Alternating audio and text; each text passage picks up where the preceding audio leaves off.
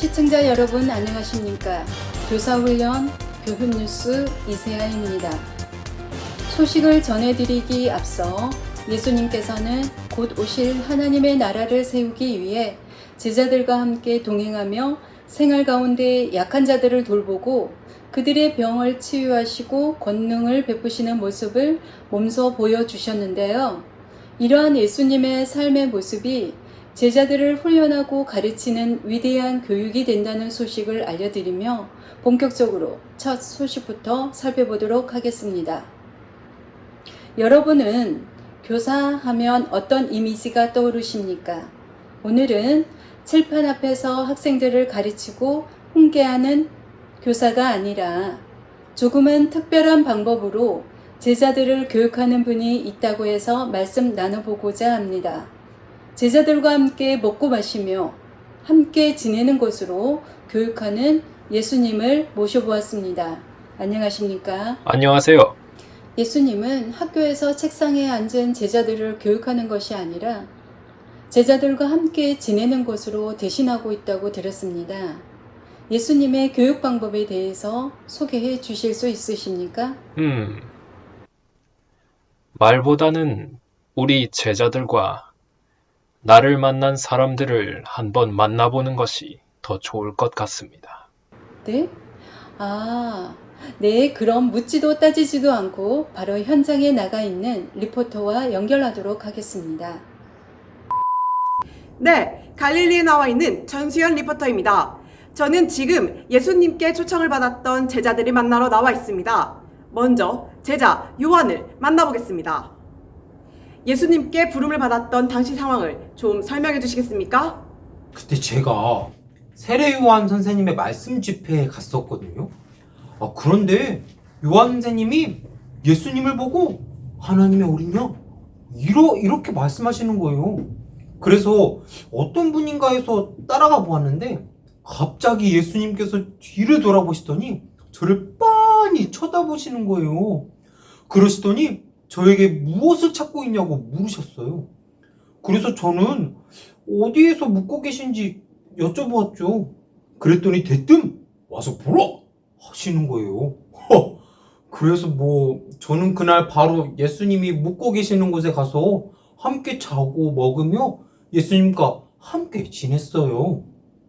대뜸 예수님께서 묵고 계신 곳에 와보라는 초청을 받았던 제자 안드레와 요한. 이뿐만이 아닙니다. 또 다른 제자 빌립을 만나 이야기를 들어보겠습니다. 예수님께 초청을 받았던 그때를 기억하십니까? 네, 당연하지요. 저는 갈릴리로 가는 중이었습니다. 그때 예수님을 만났죠. 예수님께서는 제게 나를 따르라 말씀하셨어요. 그때부터였어요. 저는 그 뒤로 계속 예수님이 가시는 곳을 따라다녔습니다. 예수님은 그런 저를 내치지 않으시고 저와 함께 해주셨습니다. 나를 따르라 하시고 제자들과 계속 함께 계셨던 예수님. 이러한 그의 교육 방식은 매우 일반적이지 않아 보입니다. 당시 재직 중이었던 서기관을 만나 이야기를 들어보겠습니다. 이러한 예수님의 교육 방식에 대해 어떻게 생각하십니까? 이거 말도 안 되는 일입니다. 그들이 어떤 출신, 성분, 배경을 가지고 있는지도 모르고 어느 종파인지도 모르는데 무턱대고 제자로 받아준 것도 모자라서 그들과 함께 먹고 마시고 지낸다? 이거는 부정한 일이고요. 또 선생으로서의 권위도 서지 않는 일입니다. 말도 안 됩니다. 제자들을 찾아가 그들에게 자신을 따르라고 말씀하셨던 예수님. 이것은 당시 사회에서 매우 이례적인 일이었음은 분명해 보입니다. 왜 예수님께서는 제자들을 찾아가 자신을 따르라고 하신 뒤 그들과 함께 계셨던 것일까요? 그 이유가 매우 궁금해집니다. 지금까지 현장에 전수연 리포터였습니다. 네, 전수연 리포터 감사합니다. 예수님, 전수연 리포터의 인터뷰를 들으면서 제자들을 교육할 때 엄격한 형식과 의식을 중요하게 생각하던 당시 종교 지도자들의 관례와는 다르게 제자들에게 찾아가 그저 자신을 따르라고 말씀하셨던 이유가 궁금해지는데요. 답변해 주실 수 있으시겠습니까? 그 이유는 바로 제가 길이고 진리이기 때문입니다. 내가 그들에게 가르치고자 한 하나님의 나라의 비밀은 인간의 머리와 지식으로서 이해할 수 있는 것이 아니지요. 설명한다고 알 수 있는 것이 아닙니다. 나를 통해서만이 하나님을 알 수 있습니다. 그 당시에 그들은 이해할 수 없었겠지만 시간이 지나고 성령이 오셨을 때 그들은 알 수 있었을 겁니다. 앞으로의 사역을 위해 준비되어야 하는 모든 것들이 나와 한 시간들을 통하여 이미 갖추어져 있었음을 말이죠. 제자들을 데리고 시골의 산간지대를 주로 다니셨던 것으로 알고 있습니다. 그리고 요단강 동편 베레아에서 함께 몇 달을 보내시기도 하고요. 네, 제자들을 교육시키려면 회당과 성전에 더 머무르셔야 하지 않았나요? 왜 산간지대를 다니셨나요?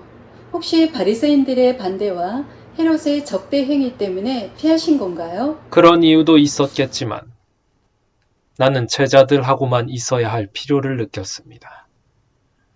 곧 하나님 아버지께서 주시는 잔을 마셔야 할 때가 가까이 왔기 때문에 제자들과 더욱 가까이 있고 싶었습니다. 제자들과 계속 같이 있고 싶었기 때문이라고 말씀하셨는데요. 제자들을 부르신 이유가 같이 있고 싶으셔서 그런 것은 아니지 않나요? 2명씩 전도도 보내셨는데 마지막에 오면 더 파송해서 전도의 힘을 쏟아야 하지 않았나요? 진정한 파송은 나의 부활 이후입니다. 나는 부활 이후에 제자들에게만 나타났습니다. 시리에 빠져 있던 제자들은 나의 부활을 통해 믿음이 되살아났고 세상을 향한 사명을 다시 확인하게 되었지요.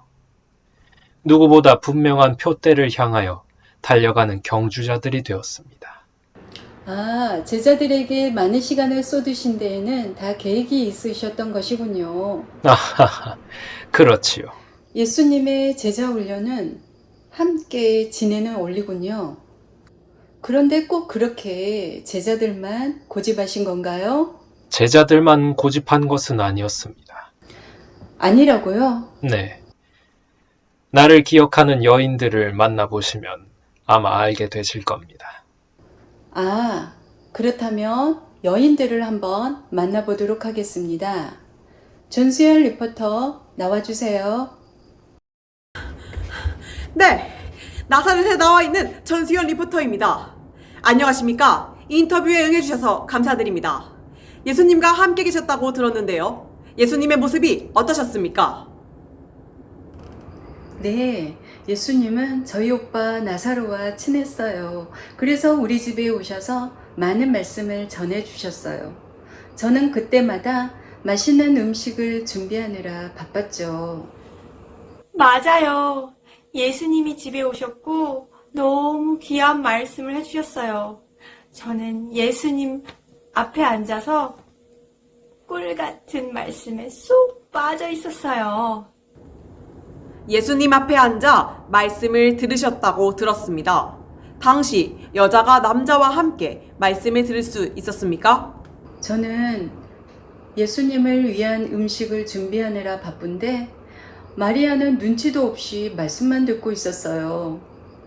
정말 화가 나서 예수님께 마리아도 일하게 해달라고 말씀드렸었는데요. 예수님은 마리아가 말씀을 듣는 것을 좋은 선택이라고 하셨어요. 저는 쫓겨날까봐 조금 걱정했었어요. 예수님은 여인인 저에게도 말씀을 잘 들을 수 있도록 허락해 주셨어요. 정말 따뜻한 분이에요. 저에게만 따뜻한 분이 아니에요. 저 말고도 막달라 마리아, 요한나, 수산나에게도 개인적인 관심을 가지고 따뜻하게 대해주신 분이에요.